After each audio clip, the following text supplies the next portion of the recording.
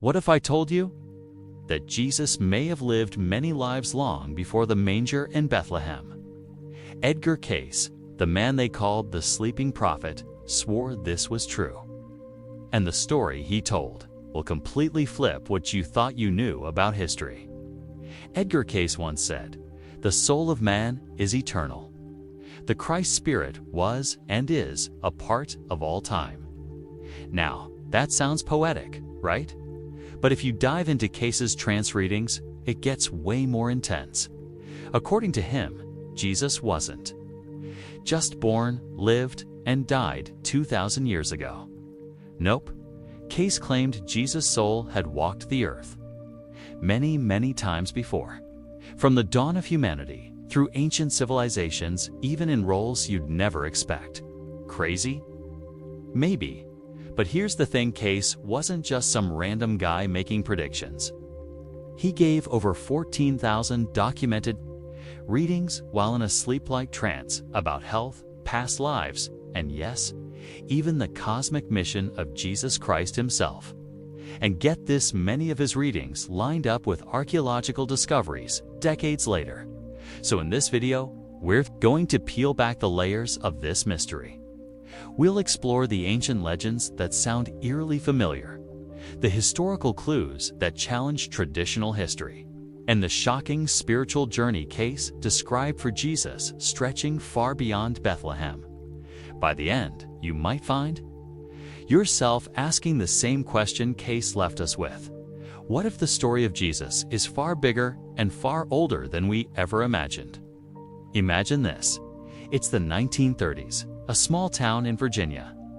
A quiet, modest man lies down on a couch, closes his eyes, and falls into a deep, trance-like sleep. Doctors, skeptics, and believers all gather around, listening closely. Moments later, in a calm but otherworldly voice, he begins to speak. That man was Edgar Cayce, the sleeping prophet. Most people who visited him wanted readings about their health, their future, or their past lives. But every now and then, someone asked about something much bigger. And that's when Cayce revealed some of his most shocking statements, especially about Jesus. According to Cayce, Jesus was not just born once, 2,000 years ago. His soul, which Cayce called the Christ soul, had been reincarnating for thousands, maybe millions of years. Each lifetime was like a step in a massive cosmic mission to bring light to humanity. So who were these earlier lives? Cayce actually named several. He said the Christ soul first appeared as Adam, the very first man in Genesis. But unlike the traditional story, Adam's fall wasn't just about eating forbidden fruit. Cayce explained it as the soul's first attempt to enter the physical world and the struggle that came with it. Later, this soul reincarnated as Enoch, the mysterious biblical figure said to have walked with God and was no more. Cayce suggested that Enoch's life was all about preparing spiritual wisdom for the future. Then came Melchizedek, strange high priest mentioned in Genesis who had no beginning and no end. Cayce linked this identity to Jesus' spiritual preparation as a guide and teacher. He even connected the Christ soul with Joshua, the warrior who led the Israelites after Moses, and Asaph, a poet-musician in King David's court who wrote psalms of worship. And finally, as Jesus of Nazareth, the culmination of all those lifetimes, ready to fully embody the Christ consciousness. Now, pause for a second and think about that. If you grew up hearing the traditional Christian story, this flips the script completely. Instead of one divine incarnation, Cayce paints Jesus as a soul on a long journey learning, falling, rising, and preparing across multiple ages of human history. And when Cayce's followers first heard this, you can imagine their reaction. Some were stunned. No way, Jesus as Adam, as Melchizedek, that changes everything. Others felt oddly comforted, as if it finally explained why Jesus could embody such perfect wisdom. He had been training for it across lifetimes. Here's where Cayce made it even more interesting. He insisted this wasn't just about Jesus. He said every soul reincarnates, that all of us are on a similar path of growth and return. Jesus was unique, yes, but also an example of what the human spirit could ultimately achieve. Think about that for a moment. What if the soul of Christ wasn't just dropped into history out of nowhere, but slowly shaped and refined through different lives just like ours? What if every failure, every triumph was part of a divine apprenticeship leading to the role of humanity's savior? Now, whether you believe it or not, Cayce's prophecy opens up a massive question. If Jesus really had many incarnations, could traces of those lives still exist in myths, in scriptures, maybe even in archaeology? And that's exactly where we're headed next. When Cayce claimed that Jesus had lived many lives before Bethlehem, it sounded outrageous to many people. But here's the twist. The idea of divine beings returning again and again isn't unique to Cayce at all. In fact, echoes of this belief can be found across ancient cultures, scattered like puzzle pieces waiting to be put together. Take India, for example. Hinduism has long spoken of the avatars of Vishnutha, divine spirit appearing on earth in different forms, like Rama or Krishna. Each incarnation serves a purpose: to restore balance, to guide humanity, to defeat darkness. Sounds a lot like what Cayce described for the Christ soul, right? And then there's Egypt. The god Osiris, who died and was resurrected, was seen not just as a myth, but as a symbol of eternal return and rebirth. Pharaohs were believed to embody fragments of divine essence, continuing the work of the gods in human form. Cayce himself often referenced Egypt, saying it held hidden records of Jesus' earlier lives. Move further west, and we meet the Greeks. Ever heard of Pythagoras? He famously taught that the soul transmigrates from one body to another, that wisdom is gained lifetime after lifetime. Even Plato hinted at the soul's cycle of rebirth in his dialogues. Imagine how Cayce's audience reacted hearing that Jesus, like a soul in Plato's philosophy, had walked this earth before, and then there's the Hebrew tradition itself. While mainstream Judaism doesn't officially endorse reincarnation, mystical branches like Kabbalah speak of Gilgal, the recycling of souls. Some scholars point out that this idea was quietly alive during the Second Temple period, the very era when Jesus lived. So here's the kicker. When Cayce said Jesus had incarnated before, he wasn't inventing something out of thin air. He was tapping into a spiritual thread woven through human history. Different names, different cultures, but the same underlying story. A divine being who returns, age after age, to guide humanity forward. Now, imagine hearing all this as a Christian in the 1930s. You've been taught the story of Jesus as a miracle, the Son of God born once in Bethlehem. And suddenly, Cayce drops this bomb. Yes, Jesus was born in Bethlehem, but that was just the final act in a much longer play. Your brain would probably do a double take. Wait, are you saying Jesus was also Adam Melchizedek? Even Joshua? That's the beauty of Cayce's revelations. They didn't just challenge faith, they stretched it. They invited people to see Jesus not only as a savior, but as a cosmic traveler, carrying divine light through many ages in many disguises.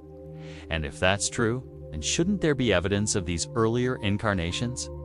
Shouldn't we find hints in forgotten texts, hidden scrolls, or archaeological discoveries that line up with Cayce's claims? Well, guess what? That's exactly what we're going to explore next, because buried in caves, sealed in jars, and discovered in dusty deserts are writings and artifacts that might just connect the dots between Cayce's prophecies and history itself. Okay, so we've heard Cayce's shocking claim. Jesus' soul walked the earth many times before Bethlehem. We've also seen how ancient myths, from India to Egypt to Greece, echoed this idea of recurring divine beings. But here's the million-dollar question.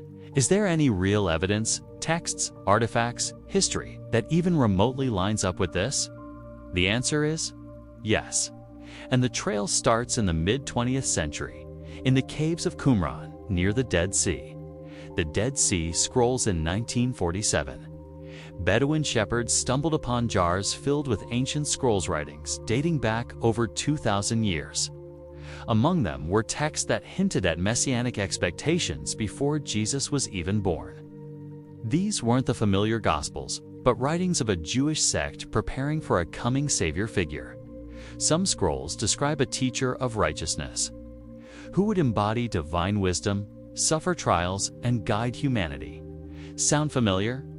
It's almost like a draft version of the Jesus story. And while scholars debate whether these scrolls directly reference Jesus, Cayce's followers saw them as confirmation, proof that the idea of a messianic soul wasn't new, but part of a much older spiritual pattern. The Nag Hammadi texts fast forward to 1945. When farmers in Egypt discovered a sealed jar filled with ancient manuscripts, the Nag Hammadi Library. Inside were Gospels that never made it into the Bible, like the Gospel of Thomas and the Gospel of Philip. These texts speak of hidden knowledge, reincarnation, and the soul's journey toward divine unity. One striking line from the Gospel of Thomas reads, "When you know yourselves, then you will be known, and you will understand that you are children of the living Father." To Cayce fans, this echoed his teachings, that Jesus' path was not just about worship, but about awakening the divine spark in every soul, a spark refined through many lifetimes. Archaeological oddities, then, there are the puzzling finds that make historians scratch their heads. For example, in Alexandria, fragments of texts link early Christian teachings with Egyptian mystery schools, suggesting Jesus or his followers may have been influenced by ideas of reincarnation. Ancient inscriptions in India tell of wandering sages from the West who visited holy places around the very time Jesus lost years, ages 12 to 30, remain unrecorded in the Bible. Could this have been part of that soul's preparation? Cayce thought so now. Skeptics say, hold up. None of this proves Jesus reincarnated. It's just coincidence. Fair point. But consider this. Cayce gave many of his readings decades before these discoveries were made public.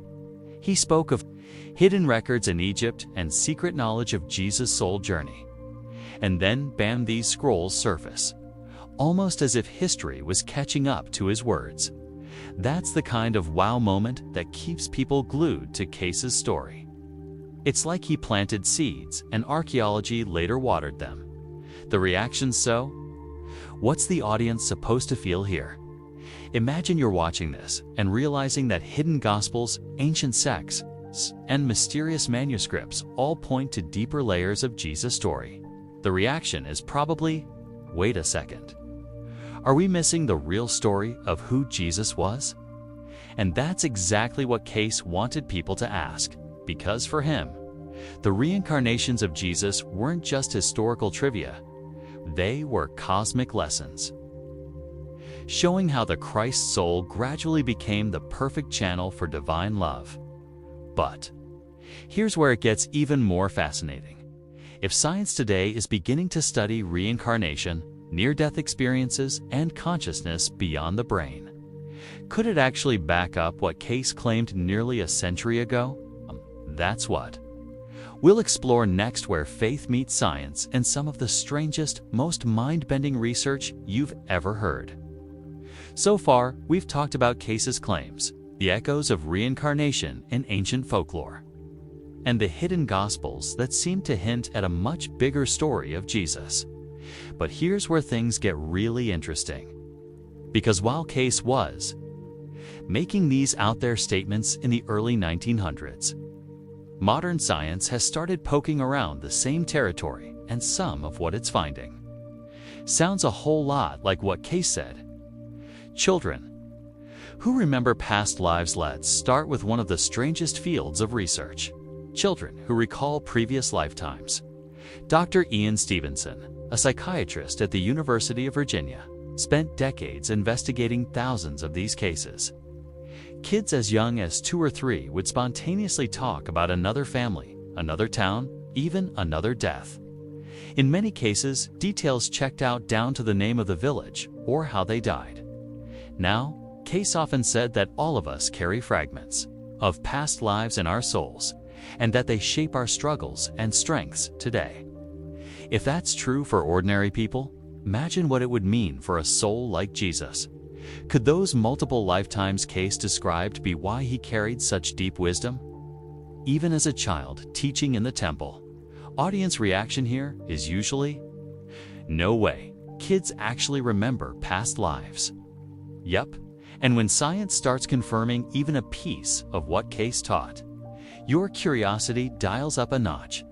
Near-death experiences undees, then we have near-death experiences. People clinically dead for minutes describe leaving their bodies, traveling through light, meeting beings of love and wisdom, and being told it wasn't their time yet. Dr. Raymond Moody's book, Life After Life in the 1970s, put this research on the map, and today thousands of NDE reports exist worldwide. Cayce described the soul as eternal, journeying through realms of light before returning to Earth. Sound familiar? Modern NDE testimonies practically read like footnotes to his readings. And they raise a huge question. If consciousness continues beyond death, what's to stop it from returning again in another body, another life? Consciousness studies, and here's where it gets wild. Modern neuroscience has been bumping into limits it can't explain. Consciousness doesn't seem to be fully contained in the brain. In fact, some experiments suggest awareness can occur outside the body. For Cayce, this was no surprise. He said the soul is not trapped by flesh, just uses the body as a vehicle. Like a driver uses a car. When the car breaks down, the driver moves on. Now imagine Jesus, according to Cayce, being the driver who had perfected his soul over many lives. By the time of Bethlehem, his soul was like a master pilot, finally ready to fully express the Christ spirit. That's not just theology, that's soul science on steroids. Skeptics versus believers, of course. Skeptics push back. They argue that kids' memories might be coincidences, NDEs are just brain chemistry, and Cayce was maybe reading subconscious minds, not the universe. Fair points. But here's the kicker. None of these theories fully explain the sheer number of cases, the accuracy of some memories, or why Cayce often revealed information that later proved correct. And whether you believe it or not, the parallels are jaw-dropping. Science is beginning to circle around the very same mysteries Cayce was talking about a century ago. The soul survives, it learns, and maybe, just maybe, it comes back. So now, let's connect the dots. If Cayce was right, if Jesus lived many lifetimes before Bethlehem, and modern science hints at reincarnation being real, then what does that actually mean for us? What's the point of all these lifetimes? And that takes us to the big question Cayce left hanging in the air. Why does it matter that Jesus reincarnated, and what does it reveal about humanity's destiny? Let's pause for a second. We've gone down a pretty wild rabbit hole, right? Cayce says Jesus reincarnated many times before Bethlehem. We've looked at legends, archaeology, even modern science that seems to rhyme with his claims. But here's the real kicker. This isn't just an ancient trivia fact. If true, it changes everything about how we see Jesus, humanity, and even ourselves. A cosmic example. Not just a savior traditionally, Christianity teaches that Jesus was unique God incarnate, one time, one mission. But Cayce flipped that perspective. According to him, Jesus was not just unique, but also an example. His multiple lifetimes showed the path every soul must walk, falling, learning, rising, and eventually reuniting with the divine. Think about it. If Jesus could stumble as Adam, rise as Enoch, guide as Melchizedek, and then perfect the mission as Jesus of Nazareth, then maybe our own mistakes aren't failures. Maybe they're stepping stones. Maybe your biggest struggles are not the end, but part of a longer soul story you're still writing. Audience reaction here is often, "Wait, so even my failures could have meaning." Exactly, Cayce's vision makes Jesus' journey less about unreachable perfection and more about a cosmic roadmap, one every soul is traveling, just at different stages.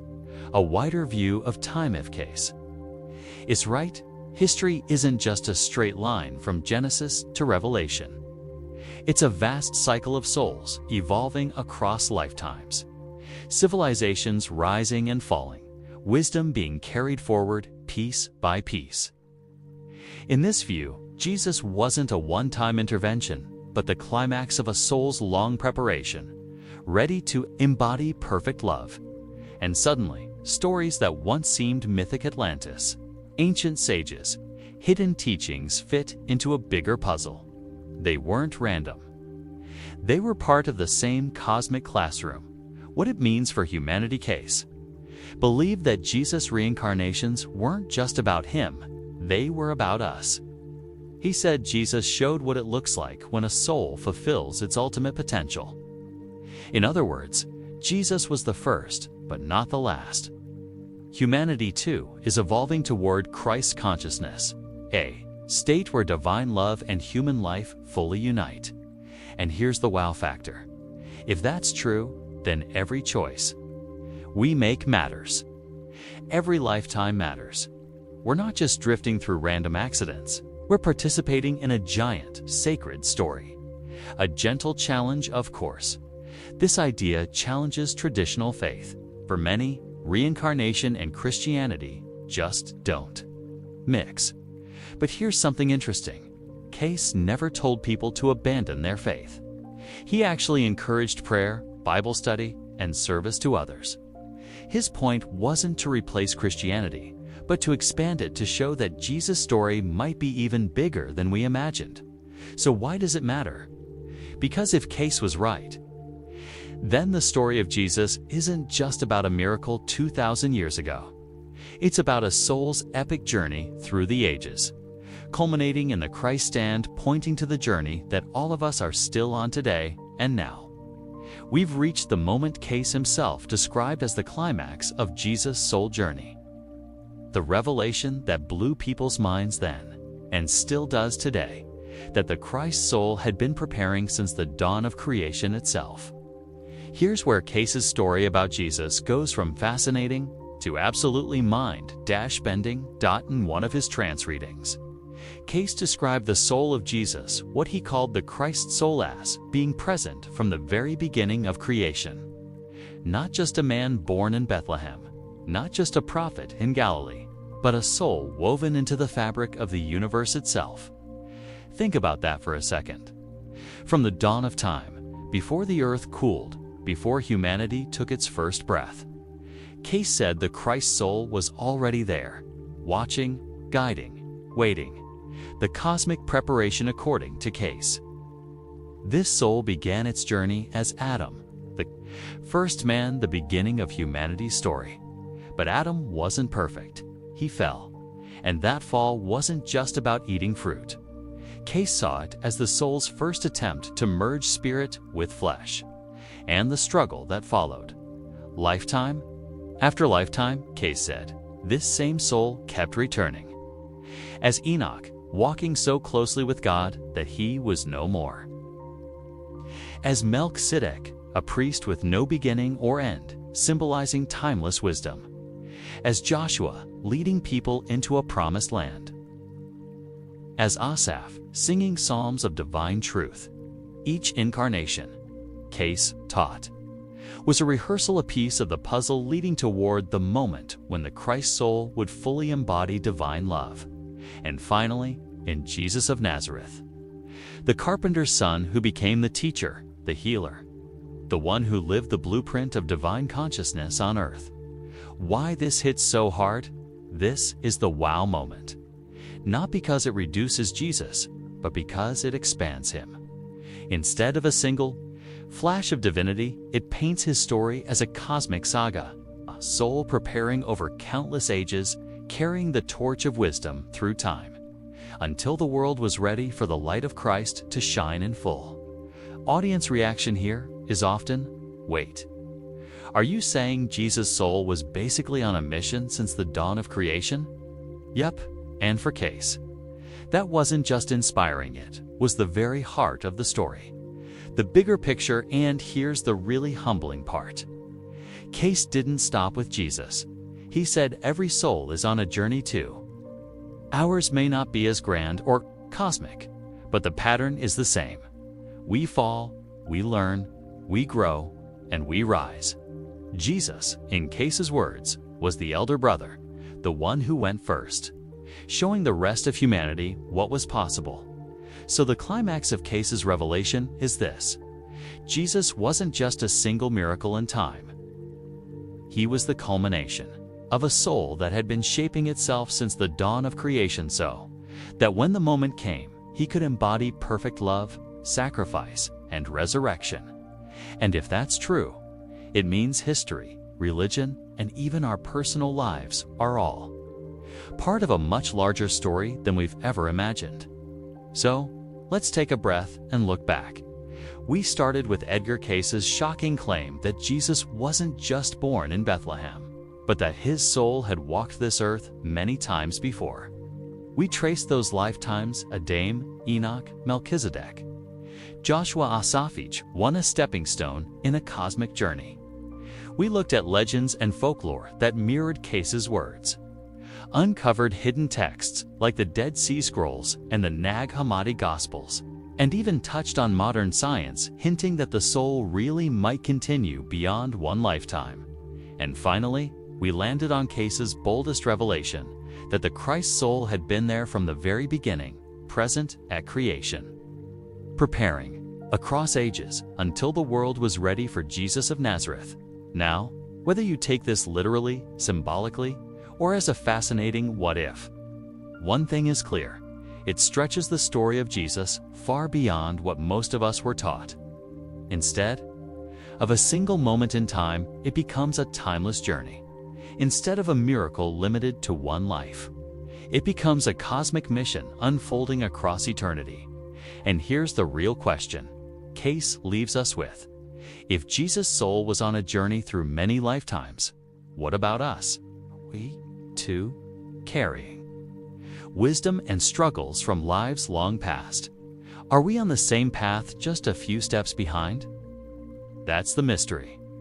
And honestly, it's one of those ideas that can shake you up in the best possible way.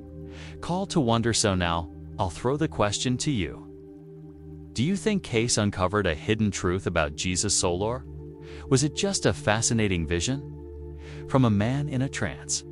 What do you believe about reincarnation, about souls that return, about a destiny that stretches beyond one lifetime? Drop your thoughts in the comments side. Love to hear how you see it.